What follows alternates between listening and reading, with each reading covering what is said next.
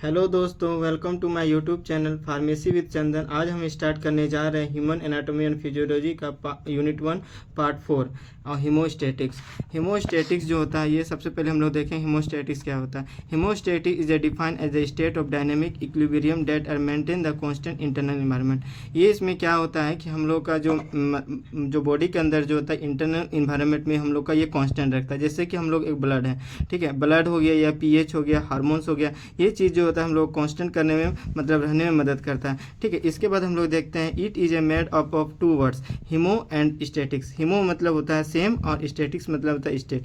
इसका जो होता है हम लोग हीमो जो सेम जो होता है ये हम लोग का कांस्टेंट, और स्टैटिक मतलब पूरी वो जो होता है हम लोग का ब्लड हो गया, पीएच हो गया या हार्मोन्स हो गया। ठीक है, तो ये चीज़ जो होता है ब्लड हम लोग का बॉडी के अंदर जो होता है ये हम लोग का कांस्टेंट रहता है। यदि वो इंक्रीज हो गया तो ये हम लोग का बॉडी फंक्शन का हम लोग बॉडी फंक्शन जो होता है ये हम लोग का काम नहीं करता है। ठीक है, तो हम लोग इसमें देखेंगे कि आगे क्या होता है। It is a condition date may be very but remain relatively constant. इसका जो होता है हम लोग का ये कांस्टेंट रहने में मतलब बॉडी के अंदर ये रहता है। ठीक है, तो इसमें हम लोग देखेंगे हीमोस्टैटिक जो होता है कंट्रोल और मैकेनिज्म क्या क्या होता है।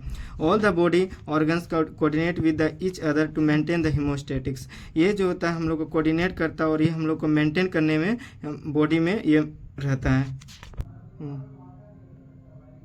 This coordinate is mainly controlled by the neuroendocrine system and nervous endocrine system। ये जो होता है हम लोग का कंट्रोल और कोऑर्डिनेशन जो होता है ये इंडोक्राइन न्यूरो इंडोक्राइन सिस्टम में होता है। जैसे कि हम लोग का ब्रेन होता है। ठीक है, हम लोग थोड़ा देख लेते हैं कि इंटरनल इन्वायरमेंट और एक्सटर्नल इन्वायरमेंट में क्या होता है। जैसे कि हम लोग का कांस्टेंट जो रहता है हम लोग का, ठीक है, कांस्टेंट जो रहता है हम लोग का बॉडी के अंदर, तो ये चीज़ बीपी हम लोग का रहता है, पीएच रहता है, ठीक है, टेम्परेचर हो गया, ऑक्सीजन और CO2 लेवल होना चाहिए, और ब्लड ग्लूकोज और लेवल और कांस्टेंट होना चाहिए। ठीक है, जैसे कि हम लोग का ये कांस्टेंट होता है तभी हम लोग का फंक्शन बॉडी का जो होता है ये अच्छे से काम कर सकता है। फिर ये यदि हम लोग का डिसबैलेंस हो गया तो ये हम लोग का बॉडी अच्छे से काम नहीं कर पाएगा। जैसे कि हम लोग एक्सटर्नल इन्वायरमेंट में देखें, जैसे एयर हो गया, टेम्परेचर हो गया, ह्यूमिडिटी हो गया, प्रेशर ये ज़्यादा हो जाता है। तो कभी कभी ऐसा होता है कि यदि हम लोग जैसे कि गर्मी का दिन हो या ठंडी के दिन में है तो हम लोग का जैसे 37 डिग्री टेम्परेचर है, ठीक है, 37 डिग्री हम लोग बॉडी टेम्परेचर कांस्टेंट रहता है। यदि गर्मी के दिन में 47 डिग्री हो गया, 47 डिग्री हो गया, 50 डिग्री सेल्सियस हो गया, तो हम लोग का वो पसीने के रूप में जो होता है बाहर निकल जाता है। ठीक है, तो इसमें से हम लोग देखते हैं अब आगे क्या होता है। It has a 3 component. ठीक है, सबसे पहले हम लोग देखेंगे रिसेप्टर रिसेप्टर और control centre, effector and feedback system. तो रिसेप्टर क्या होता है। Receptor it is a type of sensor which is a change और other stimuli to receive detect. इसमें से सबसे पहले होता है कि जो रिसेप्टर जो होता है वो हम लोग का डिटेक्ट करता है जैसे कोई भी प्रॉब्लम हुआ। सबसे पहले जैसे हम लोग का कोई भी प्रॉब्लम होता है, ठीक है, प्रॉब्लम जो होता है सबसे प्रॉब्लम जो होता है ये हम लोग का सबसे पहले रिसेप्टर होता है। ठीक है, रिसेप्टर जो होता है, रिसेप्टर में हम लोग का पहले होता है, फिर इनपुट होता है। इनपुट हो गया, इनपुट जो होता है फिर ये हम लोग गया कंट्रोल सेंटर में,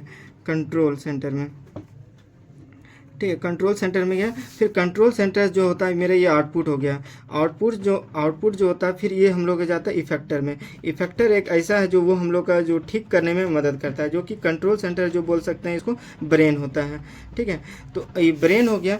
तो अब ब्रेन जो हो गया तो इसके बाद हम लोग इसका जो होता है हम लोग का रिसेप्टर में डिटेक्ट करता है कोई भी जैसे प्रॉब्लम हुआ तो ये पहचानने का काम करता है। यदि ये पहचान लिया तो ये फिर हम लोग का ये सेंड करता है कंट्रोल सेंटर में। कंट्रोल सेंटर जो ब्रेन होता है सबसे पहले ये कंट्रोल सेंटर में आया तो it receive the stimuli from the receptor and analyse the brain. और ये जो होता है हम लोग का रिसेप्टर का जो भेजा गया था तो वो हम लोग डिटेक्ट करता है, तो ये हम लोग का ब्रेन डिटेक्ट करता है। अब हम लोग देखते हैं कि इफेक्टर क्या होता है। इफेक्टर जो होता है और ये फीडबैक सिस्टम ये होता है कि कोई भी चेंजिंग होता है, इंक्रीज हो सकता है या डिक्रीज हो सकता है, तो इसी को हम लोग बोलते हैं फीडबैक सिस्टम। जो फीडबैक सिस्टम जो होता है ये 2 प्रकार का होता है। जैसे हम लोग देखेंगे तो पॉजिटिव फीडबैक सिस्टम होता है जो कि इसमें इंक्रीज करने में मदद करता है। ठीक है, इसको हम लोग ऐसे डिनोट कर सकते हैं प्लस के सिंबल से। और एक होता है मेरा नेगेटिव फीडबैक सिस्टम और इसको हम लोग डिक्रीज होता है। ठीक है, तो इसमें हम लोग देख लेते हैं पॉजिटिव और नेगेटिव फीडबैक सिस्टम का।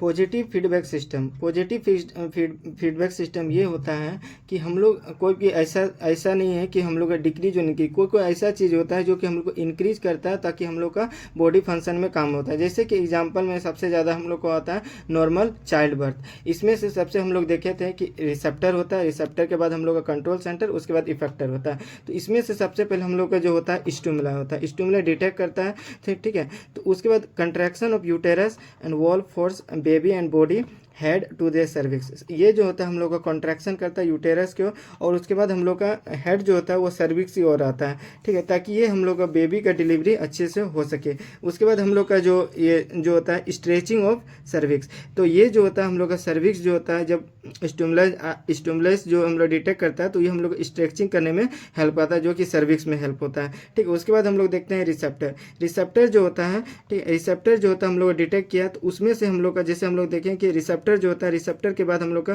कंट्रोल सेंटर, और कंट्रोल सेंटर के बाद मेरा इफेक्टर होता है, जो कि हम लोग का ये रिस्पॉन्स करने में करता था। तो इसमें जो होता है stretch the sensitive nerve cell send the input to their control centre in the form of nerve impulse.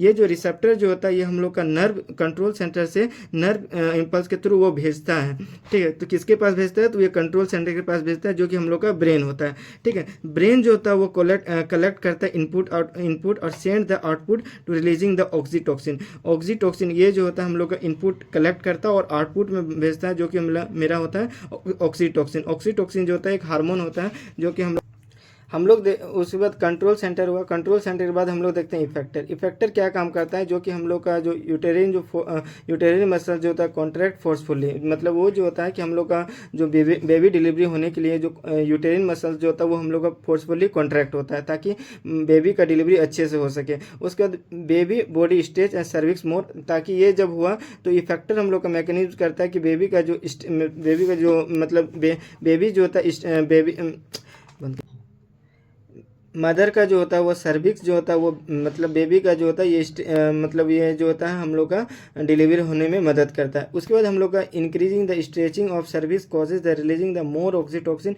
Which are the result to more stretching the cervix. इसमें ऑक्सीटोक्सिन रिलीज होता है ताकि ये जो होता है हम लोग का स्ट्रेचिंग हो सके सर्विक्स में। नेगेटिव फीडबैक सिस्टम का मतलब होता है, ठीक है, negative feedback system. Negative feedback system जो होता है, negative feedback system is a response to receive and decrease the change in the internal environment. इसमें क्या करता है, ठीक है, नेगेटिव फीडबैक सिस्टम में जो होता है सिस्टम में ये होता है कि ये जो होता है हम लोग का, जैसे हम लोग एक्सटर्नल एनवायरनमेंट में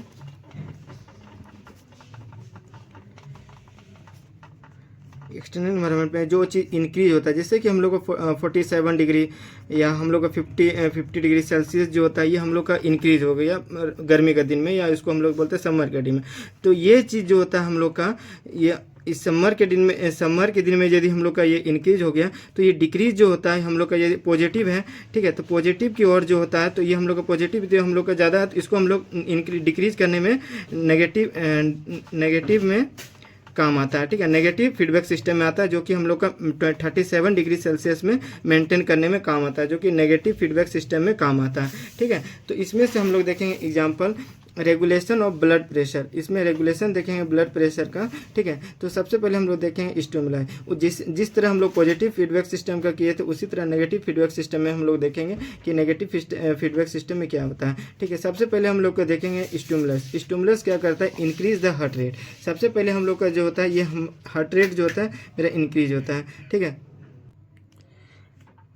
इंक्रीज द हार्ट रेट हुआ था। उसके बाद हम लोग देखेंगे कि ब्लड प्रेशर भी इसमें इंक्रीज होता है। तो हम लोग आते हैं फिर रिसेप्टर में। रिसेप्टर जो होता है ये हम लोग का बैरो रिसेप्टर होता है, जो कि हम लोग एक्टिवेट होता है, जो एक्टिवेट जो होता है send the input to their control centre in the form of nerve impulse. हम लोग का जो होता है ये हम लोग का रिसेप्टर डिटेक्ट हुआ, फिर हम लोग का कंट्रोल सेंटर में जाता है, जो कि हम लोग का इनपुट होता है, जो कि नर्व इम्पल्स के थ्रू। उसके बाद नर्व इम्पल्स जो होता है फिर हम लोग भेजते हैं इसमें कंट्रोल सेंटर। जो कंट्रोल सेंटर जो होता है हम लोग का ब्रेन होता है। ब्रेन जो होता है वो कलेक्ट करता है और input and send their output ये जो होता है ब्रेन जो होता है हम लोग को कलेक्ट किया इनपुट का और हम लोग क्या किया ये आउटपुट में ये सेंड कर दिया। फिर हम लोग देखेंगे इफेक्टर। इफेक्टर क्या करता है हम लोग का, ये हम लोग ठीक करने में काम आता है, जो कि हम लोग जैसे ये बढ़ गया था हार्ट रेट या ब्लड प्रेशर इंक्रीज हो गया था, तो ये हम लोग को कम करने में मदद करता है। जो कि हम लोग का इफेक्टर जो होता है blood vessels receive the output and get dilated. ये जो होता है हम लोग का जो इफेक्टर जो होता है और ये जो ब्लड वेसल जो इंक्रीज हो गया तो वो डायलेट करने में उसका, ताकि ब्लड अच्छे से फ्लो हो सके, ठीक है ना।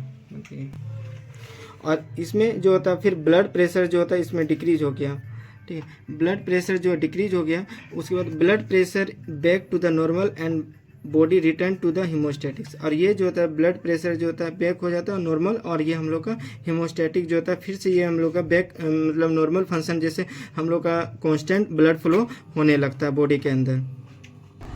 हीमोस्टैटिक इज एसेंशियल फॉर, ये जो होता है हम लोग का हीमोस्टैटिक क्यों जरूरी है बॉडी के अंदर, यदि नहीं रहेगा या हम लोग का रहेगा तो क्या एसेंशियल है हम लोग उसके लिए, ठीक है। तो maintaining the proper body function, ये जो होता है हम लोग का जो होता है फंक्शन अच्छे से मतलब अच्छे से कर सके हम लोग बॉडी के अंदर, इसीलिए हीमोस्टैटिक जरूरी होता है। क्योंकि यदि नहीं रहेगा तो ये हम लोग का डिसबैलेंस हो सकता है, क्योंकि ऑर्गन्स जो होता है ये हम लोग का फिक्स टेम्परेचर रहता है, फिक्स कांस्टेंट, जैसे ब्लड फ्लो करता है तो उसका 7.4 pH होता है, ठीक है। तो ये जो होता है हम लोग कांस्टेंट रहना चाहिए। यदि ये डिक्रीज और इंक्रीज हो गया तो ये हम लोग का कुछ भी है तो कॉजेज कर सकता है, ठीक है। तो ये enabling to body to respond the stress और चेंजिंग, यदि इसमें जो होता है स्ट्रेस और चेंजिंग नहीं होना चाहिए, इसमें जो होता है ये हम लोग को कांस्टेंट रहना चाहिए, ठीक है। फिर supporting the growth and development, ये जो होता है हीमोस्टैटिक जो होता है ये हम लोग का मेन रोल करता है, इंपॉर्टेंट रोल रहता है, जो कि हम लोग का ग्रोथ और डेवलपमेंट में बॉडी का इंपॉर्टेंट रोल करता है। उसके बाद हम लोग देखें facilitating and recovery from the illness for injury, और ये जो होता है हम लोग का इलनेस में और इंजरी में हेल्प करता है ताकि रिकवरी होने में ये मदद कर सके। Thank you.